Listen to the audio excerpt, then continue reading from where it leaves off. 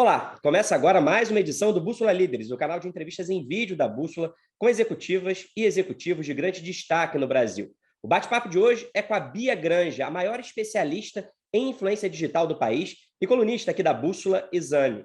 Ao lado de um time comandado por mulheres, nos últimos anos, ela transformou a YouPix, que em 2021 completa 15 anos, no mais relevante hub de negócios para a indústria de influência e entretenimento digital do Brasil.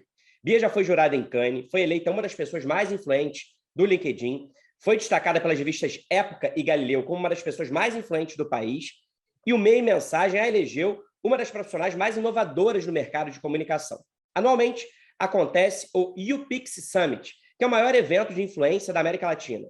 Reuniu 47 mil participantes no ano passado, em sua versão online, e agora, em 2021, acontecerá nos dias 13, 14 e 15 de setembro. O propósito do evento é debater o protagonismo cada vez maior da internet nos dias de hoje e servir de bússola para os próximos anos desse mercado. É sobre tudo isso que vamos conversar agora com a Bia Granja. Seja muito bem-vindo ao Bússola Líderes, Bia Granja. Muito obrigado por aceitar nosso convite. É um prazer recebê-la aqui. Valeu, Rafael. Obrigada. E aí, Cauê, tudo bem? Boa tarde. E aí, Cauê, tudo bem? Seja bem-vindo também, meu amigo. Quero dar as boas-vindas a você que vai conduzir essa entrevista junto comigo e passar a bola para você que vai começar aí as nossas perguntas, né? Valeu, Rafa. É muito legal fazer essa conversa, porque eu pessoalmente tive a oportunidade de acompanhar o nascimento e o crescimento da YouPix ao longo dos anos, né? Eu estava na faculdade quando eu tive contato com as primeiras revistas Pix, né? Que eram distribuídas ali gratuitamente e falavam sobre cultura de internet, cultura pop e tal. Inclusive, hoje já é item de colecionador, né, Bia? Quem tem aí tem um item que vale super aqui no nosso universo da internet.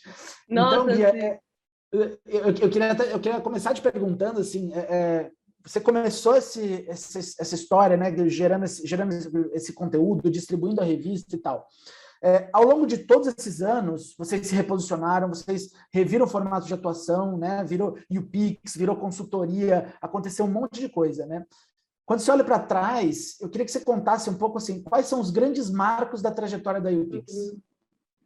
Olha, é muito emocionante assim relembrar esses últimos 15 anos, porque realmente a gente estava aqui quando tudo era mato e muitos pixels já passaram por baixo da nossa ponte digital aqui, né?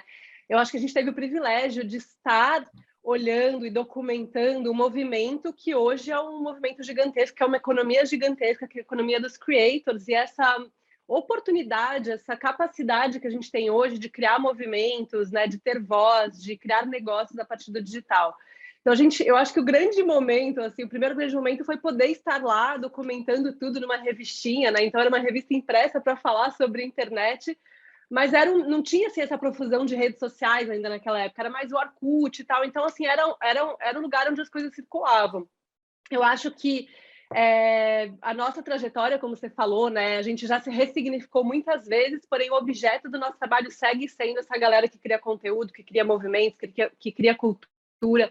E eu acho que a trajetória da YouPix acaba, de uma certa forma, acompanhando o movimento desse mercado e talvez um pouquinho também prevendo um pouco para onde ele está indo, para puxar as soluções, os serviços, os produtos que a gente tem, né? Eu acho que os momentos mais marcantes, assim, foi quando criaram no Orkut um grupo, uma comunidade para trocar as edições da revista, tipo figurinha da Copa. Eu achei isso genial, as pessoas se encontravam no país inteiro, né, onde tinha, na verdade, Rio e São Paulo, mas no país inteiro, Rio e São Paulo, não, brincadeira. Mas elas se encontravam para trocar as edições, né? Eu estou colecionando essa, eu tenho mais dessa, me dá aquela. Então a gente viu que ali tinha realmente pessoas que estavam querendo falar sobre essa cultura, essa coisa da internet, né? E eu acho que o grande momento também da nossa trajetória foi quando a gente lançou o YouPix Festival, que foi um festival que a gente lançou em 2009, que ele quebrou tudo, assim. Ele reunia todo mundo, né? A gente fez edições em São Paulo, no Rio, em Porto Alegre, em Madrid, em São Francisco. E aí reunia a galera para falar de internet, para encontrar as pessoas da internet. Era um festival gratuito a gente bancava tudo para a galera, de cerveja, amendoim colorido, palestrante internacional, e a última edição que a gente fez desse evento, o UPix Festival, foi em 2014, na Bienal em São Paulo. A gente teve 20 mil pessoas. Então, em 2014, a gente já estava reunindo essa galera para falar do que eles estavam criando, para entender o que era isso, o que significava essa possibilidade de internet digital, né? Acho que isso foi muito marcante. E esse trabalho me levou a palestrar no MIT, em Boston, né, que é apenas a meca da internet, da tecnologia, dos estudos, né? Eu fui dar uma palestra lá, como consultora, vamos dizer assim, especialista em memes. E foi muito maravilhoso. Acho que isso foi em 2011 ou 2012, não lembro ao certo, mas foi o ápice da minha carreira, porque a gente tinha naquela época a Memepedia, que era uma enciclopédia de memes. Então a gente explicava todos os memes brasileiros, documentava tudo. Na época que ainda dava para fazer isso, né? Porque hoje em dia é impossível. E eu fui chamada para falar sobre a cultura de internet, a cultura dos memes do Brasil, e foi muito interessante, porque naquele momento eu já tinha um olhar muito claro sobre o que significava o meme na vida do brasileiro digital, né, da galera que estava imersa nessa cultura. Porque o meme sozinho ele não é nada, ele precisa de um ato das pessoas, né, um remix, no mínimo um compartilhar para que ele aconteça e viralize. Então tinha muito ali do que as pessoas queriam falar com aquele meme, né? Então, para mim, o meme sempre foi uma ferramenta política, sempre foi uma ferramenta de análise da sociedade. Então, foi isso que eu fui falar no MIT. Acho que foi um momento muito importante. E aí a gente fez uma grande reviravolta, né? A gente pivotou, vamos dizer assim, a empresa, o objeto da empresa. Em 2015 a gente entrou na nossa fase adulta, a gente parou de fazer esse festival cheio de gente, de cerveja, de virais e loucuras e tal, e a gente começou a se posicionar mais como essa consultoria que a gente é hoje, que é o que nos leva até aqui, né? Então já, sei lá, 6 anos que a gente está com esse posicionamento, que tem muito mais a ver com o negócio que está por trás disso, essa economia mesmo, né? Tanto que a gente está fazendo um evento agora, que é o UPix Summit, que comemora os nossos 15 anos, e o slogan dele é isso, do meme ao negócio, né? Então, desse lugar de falar da cultura, dos movimentos, dos virais, dos criadores, para começar a falar de negócio, de uma economia que já gira bilhões e tal. Então, acho que esses foram momentos muito importantes, assim. E, claro, né, teve muitas coisas, talvez não possa contar aqui nesse papo, muitos bastidores. Eu sinto que tem até uma coisa quando você olha para o Orkut, né, para essa, enfim, para a maneira com que o brasileiro lida com memes. Eu não quero, claro, ter a pretensão de que a gente é diferente de todo mundo. Eu acho que cada país tem uma particularidade e tal. Mas eu sinto que a gente sempre se destacou muito, né, o Brasil, né, com algumas particularidades desse formato de consumo de conteúdo, né? A gente vai lá e era o país que mais estava bombando no Orkut, era a nossa relação com memes, né, e essa coisa meio revanchista, né? Guerra de memes, né? Guerra com Portugal. A gente sempre teve uma coisa muito, muito grande, né, com isso. E talvez o UPix tenha uma coisa meio de traduzir um pouco a cultura brasileira, né? Não sei, faz sentido isso, Bia? Cara, eu acho que o brasileiro ele é muito social por natureza, né? A gente não tem muitas das travas, até mas a gente é mundialmente conhecido por isso, né? Pela nossa sociabilidade. Então, quando vem uma plataforma, vem uma ferramenta que, acima de tudo, né, é democrática, porque o Orkut não tinha cercadinho VIP, não tinha área VIP, não tinha Orkut Gold, Orkut Premium, né? Então, assim, todo mundo que tinha acesso à internet tinha o mesmo espaço, e isso deu uma descentralizada nas vozes, né? Nos centros de criação de cultura. Então, acho que foi muito poderoso, porque a gente se viu, a gente se reconheceu e a gente amou esse negócio. Então, assim, a gente tem muita gente no Brasil, é um país gigantesco, continental, muito social, e de repente a gente começa a ver ferramentas que começam a diminuir, né, a sensação de desigualdade que a gente tem, ou seja, todo mundo tem voz, e a minha voz pode ser tão boa quanto o cara do Leblon lá, né, e eu tô aqui no sertão da Paraíba, e foi assim que as coisas aconteceram. Eu acho que foi isso que me encantou muito, né, eu criei a UPix muito do coração mesmo, como uma usuária. Eu falei, cara, isso aqui é muito foda, eu não sei para onde isso vai, mas eu preciso falar sobre isso, entendeu? E eu falei, eu vou falar sobre isso numa revista. E eu nem sou jornalista, eu lancei uma revista como turismóloga, mas tinha uma coisa ali que me encantava, sabe? Que está muito nesse lugar, desse poder, né? Nessa inversão de centro de poder, eu acho, né? Então, eu acho que ao vir retratando, né, a dar palco, ao dar voz para todo esse movimento, a gente deu voz para o Brasil, porque eu acho que quando a gente viu os virais, né, e viu os memes, sei lá, Inês Brasil, tipo, coisas que nunca iam estar nos lugares onde a gente consumia entretenimento, etc., né? Então, eu acho que a gente não tem esse poder de ser, né, o retrato do Brasil, mas eu acho que a gente pôde retratá-lo, né, trazer para o palco e discuti-lo nas suas idiosincrasias, inclusive, né? Então, acho que isso é muito poderoso.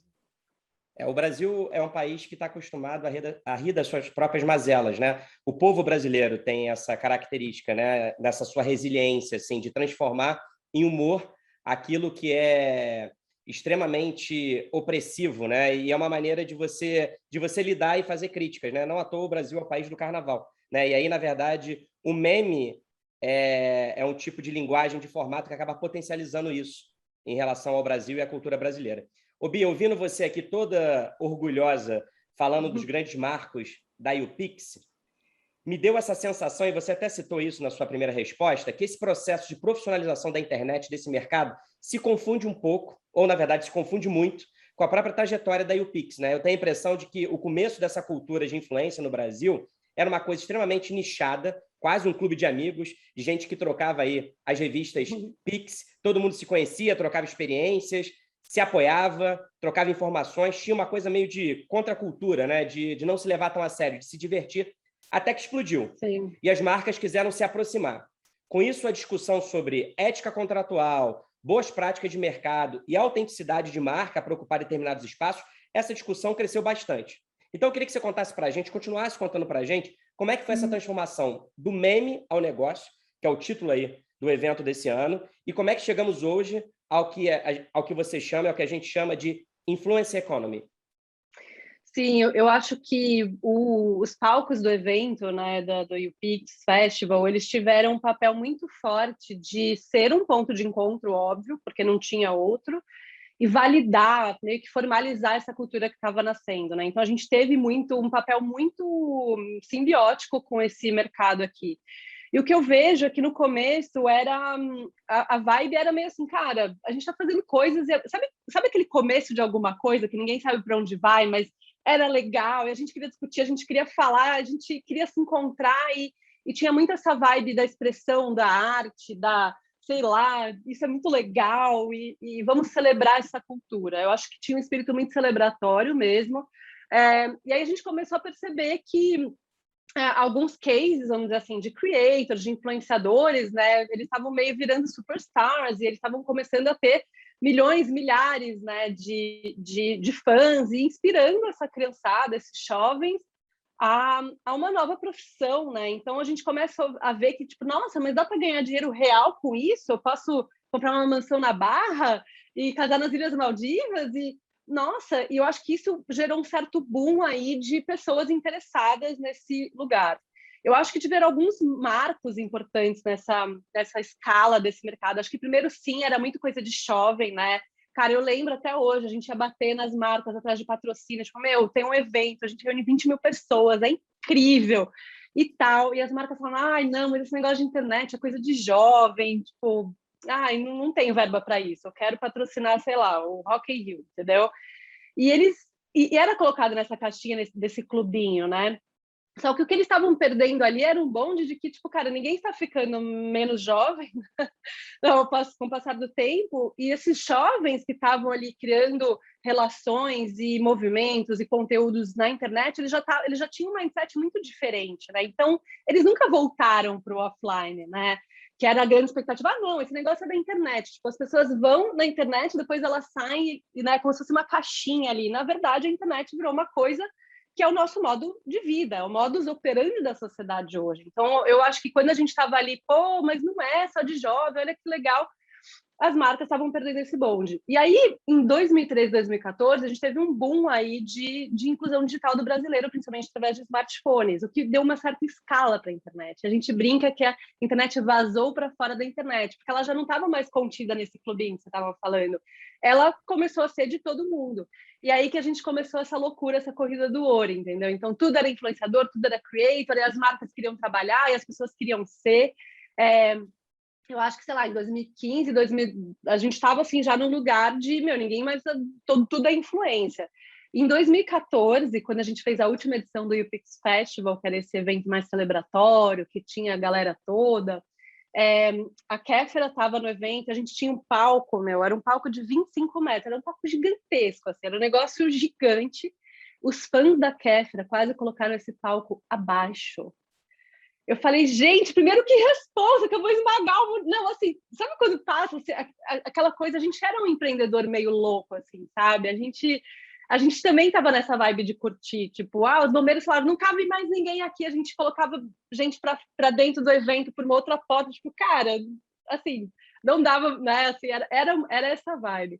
E aí a gente viu que a coisa ficou muito séria, entendeu? As coisas realmente começaram, a gente começou a ver esses creators em filmes, vendendo livro, né, que a gente entrava na livraria, era só livro de influenciador de youtuber, né?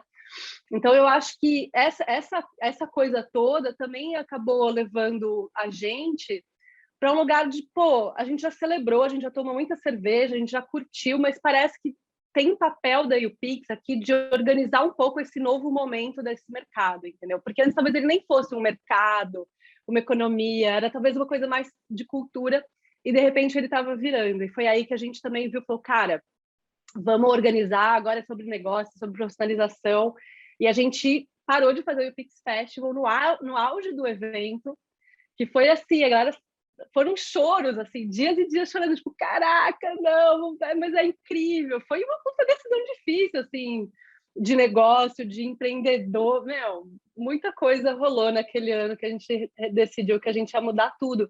Eu acho que foi a melhor coisa que a gente fez, porque eu não tenho uma empresa, assim, não quero ser metida nem nada, mas não existe outra empresa como a UPix hoje, que é o hub desse rolê, que está falando de profissionalização, que trabalha com as marcas, trabalha com os agentes, com as agências, com os influenciadores, com as redes sociais. A gente está lançando aí, esse ano, vários projetos com as redes sociais, ajudando elas também a profissionalizar. Então, assim, é incrível poder estar nesse lugar e ter percebido que a gente precisava liderar e puxar esse papo de o meme é legal, mas bora falar de negócio? É aquela máxima do universo nerd geek que é com grandes poderes vem grande responsabilidade, né? E foi isso que aconteceu. Na verdade, vocês tiveram que amadurecer e profissionalizar aquilo que começou com uma celebração, mas vocês viram a tempo que tinha um potencial de negócio gigantesco, né?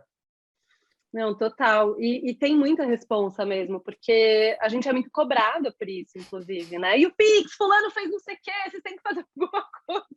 Como se a gente fosse sindicato, assim, né, desse mercado. E a gente faz muita coisa, lógico, mas tem coisas que, né, não estão na nossa alçada, assim. Mas a gente leva essa responsabilidade com muito a sério, assim, sabe? Então, tudo que a gente faz, a gente tem um norte muito claro, assim, de ética, de valores da empresa, sabe? Então, eu sinto que até muitas vezes a gente está falando a mesma coisa há muitos anos, sabe? Então, a gente, tipo, não sai desse lugar. Eu estava revisitando o primeiro UPix Festival que a gente fez, foi em 2009, numa casinha na Avenida Rebouças, em São Paulo, que era um cafofo, juro. Era uma casinha toda mal ajambrada e a gente lotou aquela casa e foi muito legal. E a gente teve um debate nesse primeiro evento que falava sobre monetização. E a gente chamou os blogueiros da época, né? Porque não existiam ainda outros tipos de criador, era muito o rolê do blog ainda. E a gente estava falando, e aí, dá para ganhar dinheiro? Como que ganha dinheiro? E é muito louco, porque isso foi em 2009 e hoje, né? Então, 12 anos depois, a gente segue falando de como a gente vai ganhar dinheiro com conteúdo, né? Olha que louco! Então, a gente vai ter agora no nosso evento, no UPix Summit, vários debates sobre monetização, né? Então, que eu acho que é essa nova era que a gente está entrando de, cara, legal, espalhar minha voz na internet é muito, muito maneiro e é muito importante, mas eu também preciso ser remunerado. Mas a gente já falava disso, então é muito bom ver, assim, às vezes parece que a gente está se repetindo, mas também é uma puta consistência, sabe? E é muito louco porque tem uma linha tênue, né, nessa história, porque a gente é muito, principalmente o mercado profissional, tal, a gente tem uma coisa de querer botar as coisas em caixinha, né? E ao mesmo tempo, vocês têm um papel que é de traduzir um pouco esse universo para as marcas, né? No sentido de, olha só, né, dar uma desbravada assim, olha, vocês podem entrar por esse caminho, né? E isso tem muito a ver até com a formação dos profissionais que hoje estão ocupando o espaço no marketing dentro das empresas, né? Você mesmo fala disso em um artigo, né, sobre a responsabilidade do CMO nessa relação com a influência, porque antes, a verdade, a pessoa que se lidava com influenciador, ou com blogueiros, né, com vloggers, com web celebridades dentro de uma empresa, chama ali o estagiário, ali, ele entende um pouco disso aqui, chama o youtuber para falar. E isso, obviamente, cresceu ao longo do tempo, né? Então, eu queria que você contasse um pouquinho sobre essa responsabilidade das marcas e sobretudo, desses líderes de negócio nessa relação com a influência. A gente bate muito nessa tecla mesmo, porque a gente fala, a YouPix é uma consultoria de negócios para influence economy, a economia da influência. E eu acho que quando a gente pensa em influência hoje, muitas vezes, até os CMOs, eles pensam muito no influenciador, né? Não, oi meninas, tudo bom? Tô aqui hoje, recebi esse sabão em pó, não sei o quê. E eu acho que isso é uma visão muito estreita do que pode ser essa economia da influência, né? Porque influência é sobre relevância, sobre liderança, sobre curadoria, né? E eu acho que as marcas também deveriam galgar o seu espaço nesse coração, nessa mente dos seus consumidores. Elas não deveriam estar criando relevância a partir de outras pessoas apenas, né? Por isso que eu chamo de economia da influência, porque a economia da influência não é marketing com influenciadores, é as marcas fazendo parte das conversas que são relevantes para elas hoje, né, no centro da cultura, entregando relevância e não só anúncio que ninguém quer ver, entendeu? E isso é influência.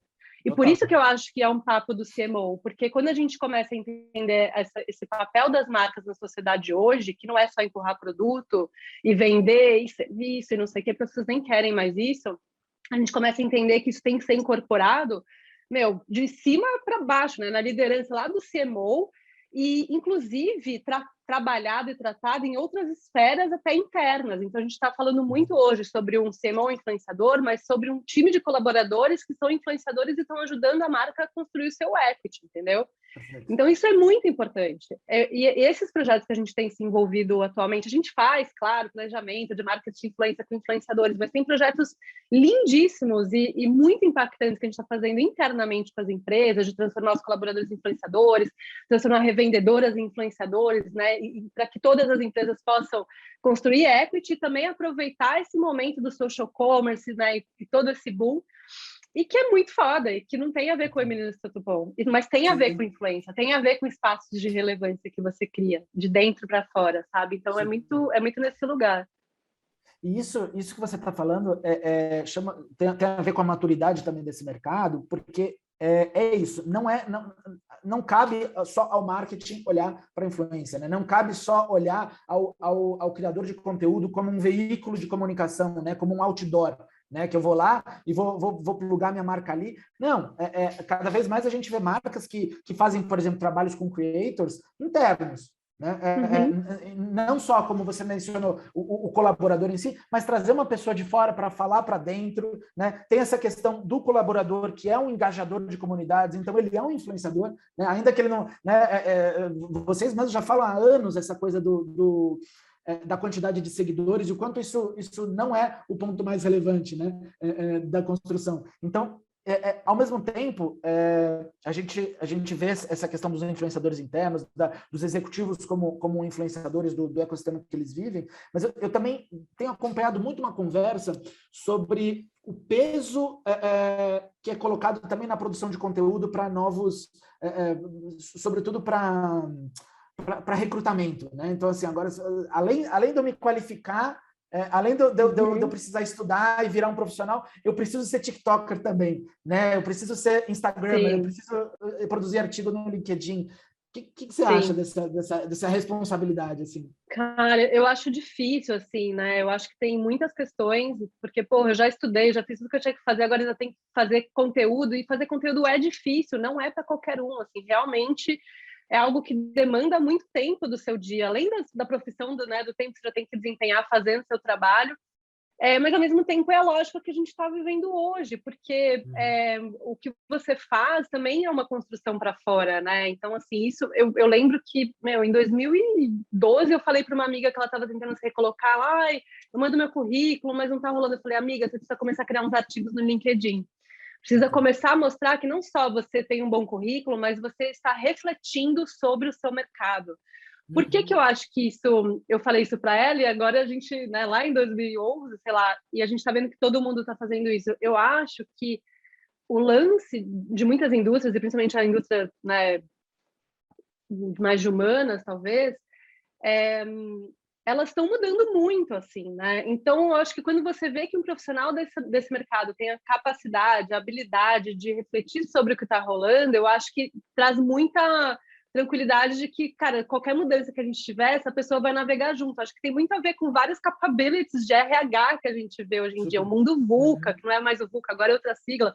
Eu acho que tem muito a ver com isso, assim, me parece que uma pessoa que está refletindo, talvez ela consiga, tipo, numa situação de mudança e que está mudando todo o tempo, trazer soluções, assim, pelo menos conversando com muitas, né, a gente fez uns trabalhos de employer brand também, né, de transformar a marca numa marca desejada, e passava muito por LinkedIn, que era muito isso, assim, as pessoas querem ver quem quer, né, do lado de cá, quem quer ser funcionário, quer ver que a empresa está refletindo sobre as questões importantes do momento, né, que ela tem uma cultura legal, e do lado de quem, né, da empresa que vai contratar, ela quer ver também que a pessoa está inserida num contexto maior, que é além da funçãozinha que ela está desempenhando.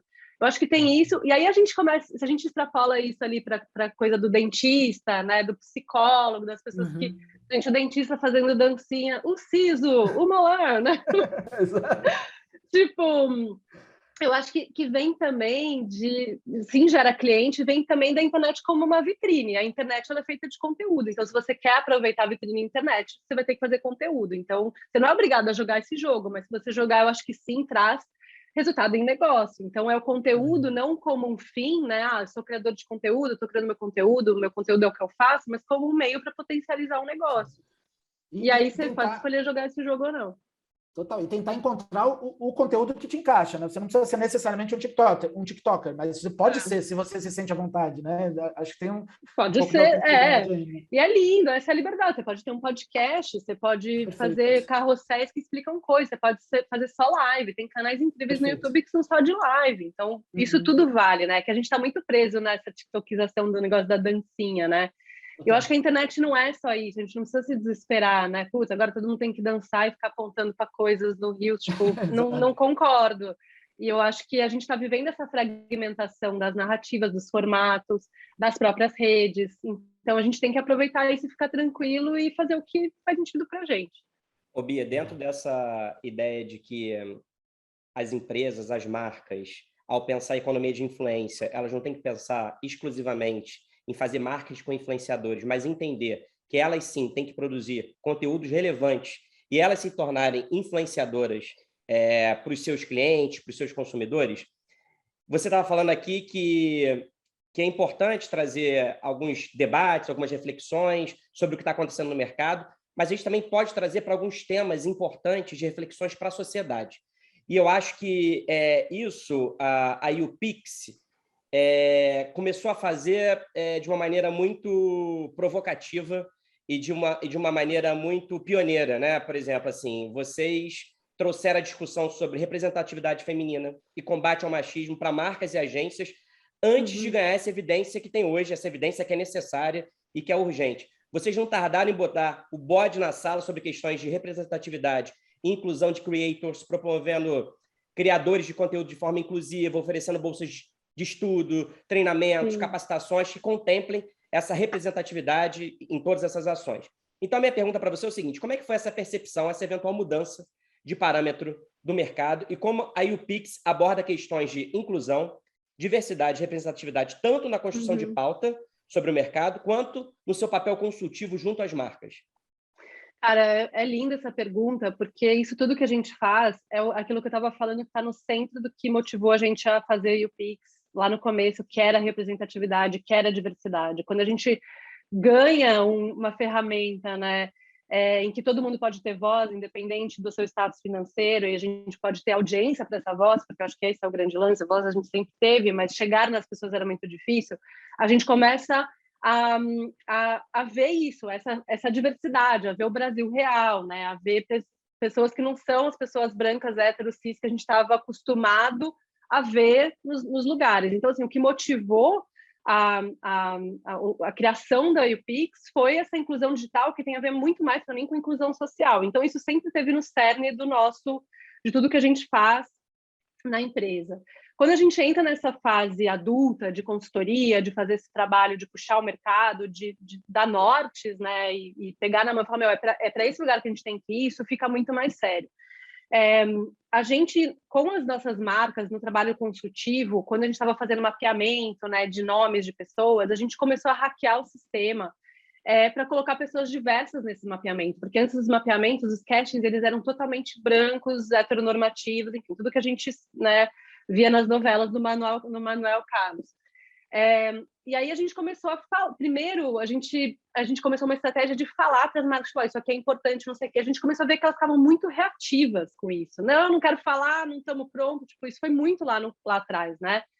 E aí a gente começou simplesmente a fazer, tipo, de um cast de 20 pessoas, a gente colocava 15 pessoas diversas. E a gente começou a normalizar o olhar das marcas para esse casting. E elas começaram a fazer escolhas naturalmente dentro de um casting diverso. E aí, quando a gente viu que isso já estava melhor, né, a gente começou a discutir mais um assunto internamente. Então, ó, isso aqui tem que ser assim, tipo, a gente não pode ter casting só de homens, só de pessoas brancas, só de pessoas héteros, só de pessoas cis, etc, etc, só de pessoas magras, né, só de pessoas não sei o quê. E agora isso já é debatido, eu acho que também na sociedade isso já está muito claro. O que não quer dizer que não aconteça de uma marca falar, não, eu acho que esse casting está pouco branco. Já aconteceu recentemente. E aí a gente tem que, então, querida, vem aqui, etc. Então, acho que esse é o papel que a gente faz, porque os nossos planejamentos estratégicos de influência, eles passam muito por conteúdo, muito por cocriação, e de cocriação com pessoas diversas, porque é isso que a gente quer ver lá fora. Então, nesse lugar, a gente consegue trabalhar muito. E aí, do outro lado, do ponto de vista dos creators, né, que também é um ponto de aceleração para a UPix, a gente tem promovido, de fato, programas de aceleração só para diversidade, bolsas só para diversidade, e isso é muito importante para a gente, para que, de fato, a gente possa potencializar essas vozes. Então, assim, todo mundo tem que ter acesso a esse tipo de trabalho, enfim. Então, e a gente vem fazendo pesquisas sobre isso. A gente fez a primeira pesquisa sobre creators pretos do Brasil, a gente fez a primeira pesquisa sobre mulheres creators no Brasil, e obviamente a gente viu que a situação era muito ruim, né? Creators pretos ganham menos, mulheres ganham menos, enfim, muito um reflexo da sociedade.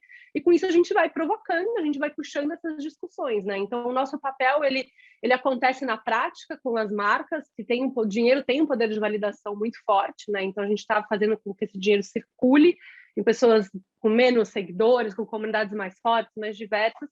E do lado para fora, né? Então a gente faz os programas, a gente faz os conteúdos, as pesquisas, a gente discute tudo isso. Então, eu acho que é o nosso papel, porque é o mínimo que a gente pode fazer, né? A gente está falando de algo tão poderoso quanto as vozes no digital. E vamos falar de UPix Summit 2021. Yay!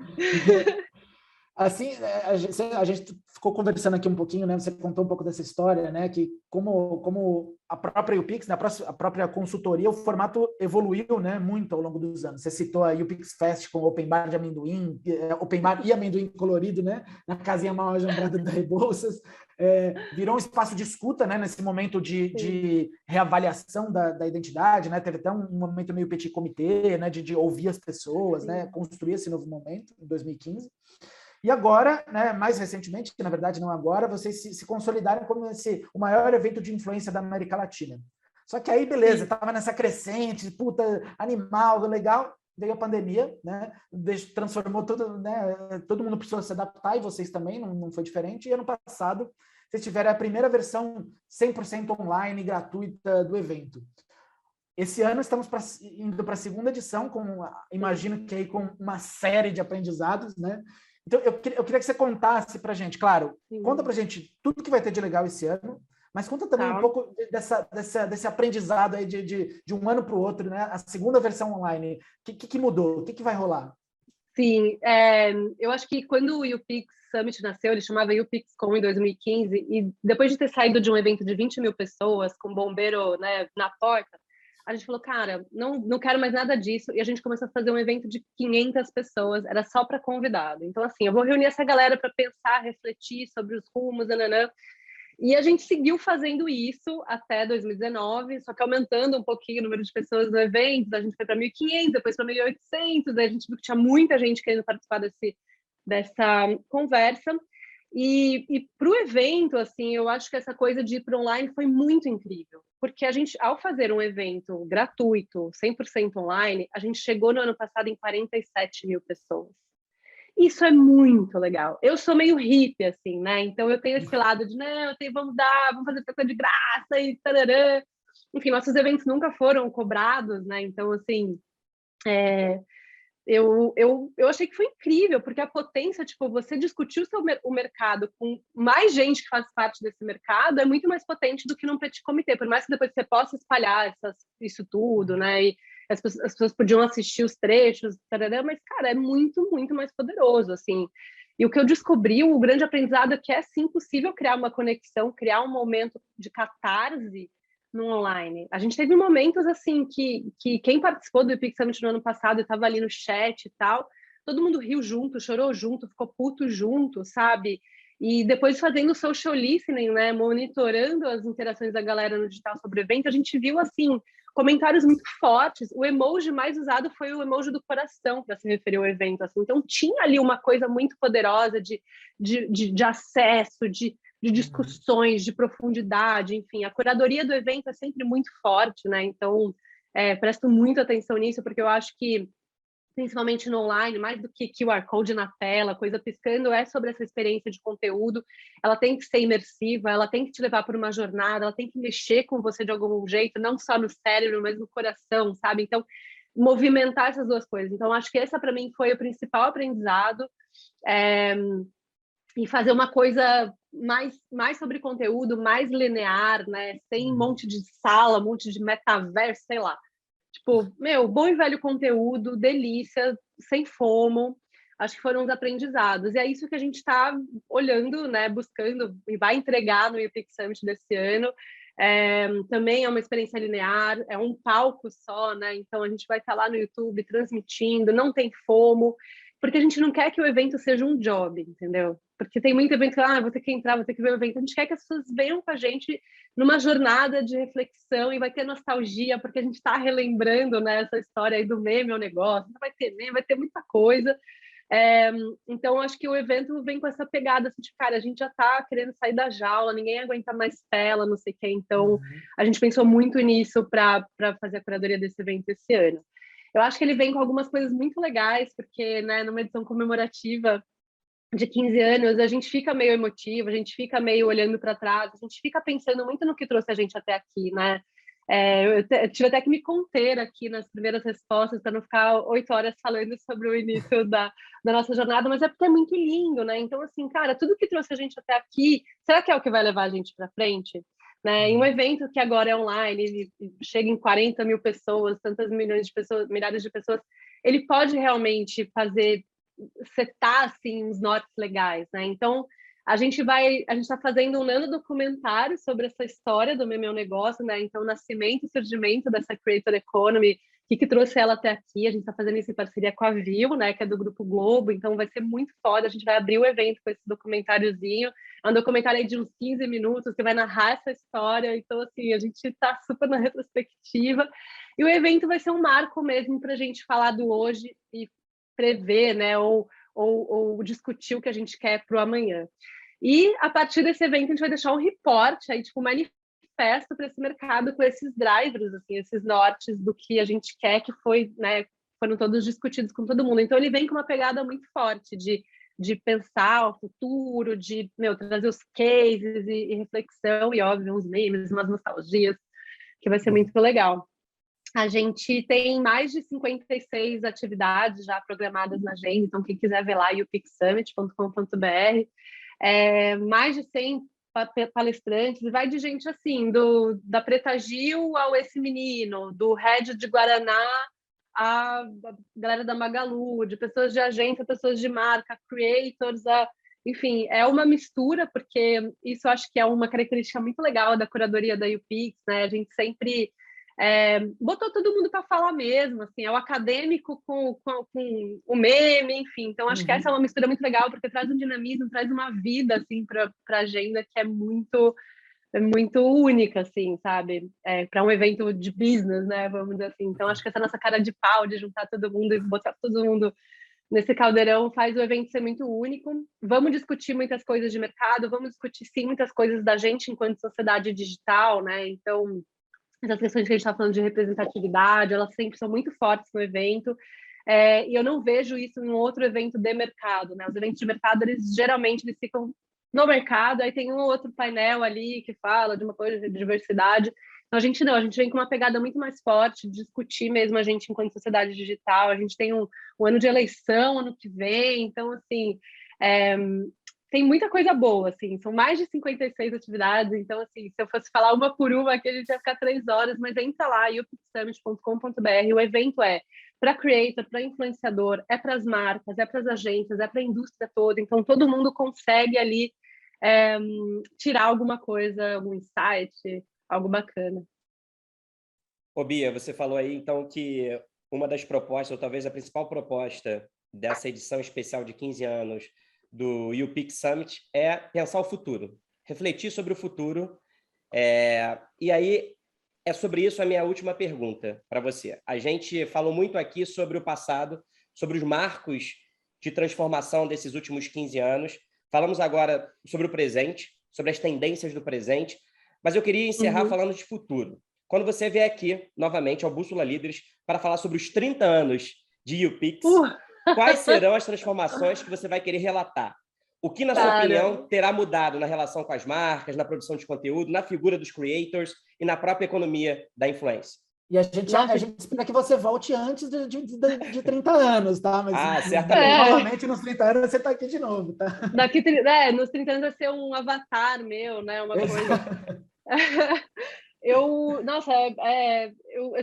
só tenho desejos, assim, né? Porque é muito difícil prever o que vai rolar, mas o que eu vejo, assim, eu tenho falado muito sobre, é uma internet mais descentralizada, né? É uma economia mais descentralizada, menos intermediada, onde as pessoas conseguem, de fato, ter acesso a dinheiro, né? A sustento econômico a partir do conteúdo que elas estão fazendo no digital. Eu acho que certamente é um mercado diverso com representatividade, né? Então, acho que a gente está bem engatinhando nisso. Quando a gente acha que a gente avançou, a gente vê que não tanto. Então, eu acho que isso é uma expectativa muito grande. Eu acho que essa coisa da desintermediação, né, da descentralização, para mim, passa muito por essa Web 3.0 que está vindo aí. Eu acho que a Creator Economy, ela se apoia muito nisso, ou seja, qualquer pessoa consegue ter um sustento a partir do seu conteúdo digital, seja dentista, seja, né, o CMO, seja um creator, influenciador. Acho que as iniciativas mais interessantes que eu tenho visto, elas estão indo para esse lugar, né, de menos dependência de dinheiros de marca, sabe? Eu acho que o mercado vai ter uma inversão muito grande, assim, de centro econômico, vamos dizer assim, né, do que sustenta esse mercado. Eu acho que todas essas tecnologias aí que a gente tem falado, metaverso, NFT, blockchain, eu acho que eles vão ter um impacto muito grande dentro dessa economia, né? A gente já está falando muito sobre tokenização de canais de YouTube, você pode comprar ações de um canal, eu acho isso tudo bem para frentex. E eu espero que daqui 15 anos, né, nosso aniversário de 30 anos, a gente não esteja ainda falando que Mimo não paga boleto, que você tem que remodelar o influenciador. Né? Como eu falei, em 2009 a gente estava falando, tipo, dá para ganhar dinheiro, né? E aí, será que daqui 15 anos a gente vai estar ainda falando isso? Será que dá para ganhar dinheiro? Espero que isso já tenha mudado. Assim, acho que são expectativas. Acho que a tecnologia vai ter um papel muito grande nisso, nessa coisa da escala, né? Então, eu vejo muito essa web descentralizada, muito com impacto muito forte nesses próximos 15 anos. Ou seja, então, um futuro mais inclusivo, mais diverso, mais descentralizado, mais desintermediado e que a monetização seja cada vez mais viável e democrática. É isso que você espera, né? Amém. Bia, quero muito agradecer a participação sua aqui no Bússola Líderes, adorei o nosso bate-papo. Acho que está todo mundo aqui cheio de expectativas para o UPix Summit, agora em setembro. Então, muito obrigado pela sua participação aqui, tá? Super obrigada, a oportunidade de falar sobre a história do UPix, assim, poderíamos ficar horas aqui. Agradeço muito e a gente se vê lá no UPix Summit, 13, 14 e 15 de setembro, totalmente online, totalmente gratuito. Vem que vai ser muito legal. Muito obrigado também a meu amigo, companheiro Cauê Madeira, que dividiu aqui comigo a moderação desse bate-papo. Obrigado, gente. Estaremos todos lá acompanhando o evento, esse marco aí importante do ano. Obrigado, Bia, pelo papo. Sempre um prazer falar com você. Obrigado, Rafa. Valeu. E um agradecimento especial, claro, a você que acompanha a nossa conversa até agora. A Bússola é a plataforma de conteúdo estratégico sobre economia, negócios, política e sociedade, uma parceria entre a Revista Exame e o Grupo FSB. Inscreva-se no canal Bússola no YouTube para ter acesso aos nossos conteúdos, lives, análises e entrevistas exclusivas. Até a próxima. Tchau.